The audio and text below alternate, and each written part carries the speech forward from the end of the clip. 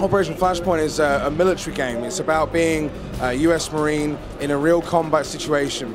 And it's not about being in tunnels or in scripted events. It's a complete sandbox. It's 220 square kilometers of land, and you're given orders, but after that it's pretty much up to you what tactics you use or how you go about winning the game. And how we achieved that was by developing an AI that was a bit like an American football coach. He has offensive and defensive plays. So as you do things differently, he reacts and he tries different tactics to try and defeat you. Or he might fall back, or he'll try something different. So even if you play the same mission again and again, if you change your tactics and do things differently, then the world reacts differently, and so does the AI. Cover 1. Engaging single target. 220 square kilometers of land, especially on a cross-platform game, is a tricky thing to do. And we really wanted to have such a large area because modern weapon systems, have a much bigger range than you're normally used to seeing in an FPS. And the number of different environments, woodlands, river valleys, urban environments, give you different tactical challenges. Obviously, in this huge environment, with and it's a real military sort of situation, there are lots of vehicles for you to use. You have to have tracked vehicles with APCs and anti-tank weapons, tanks, wheeled vehicles, and helicopters and boats.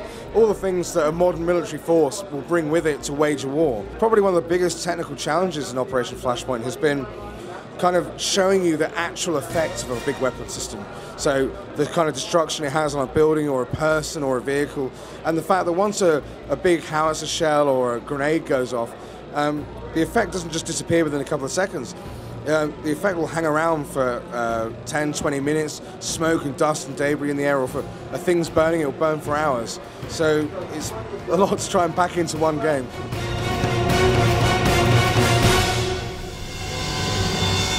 Basically, every building in the game is destructible, and other parts of the environment are destructible as well. So one of the reasons for putting all the effort into doing that is because one of the ways for you to change the tactical landscape is by removing things from it, removing cover, or if the enemy's strong points in a particular building, sometimes the only way you're going to get them out is to blow it up.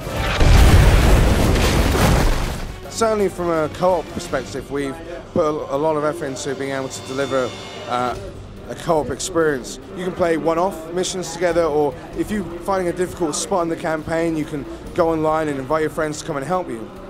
In terms of the player versus player stuff, we're going to giving more details out over the next couple of months, but people can look forward to having some access to a lot of the functionality in the multiplayer that you will see in the single player.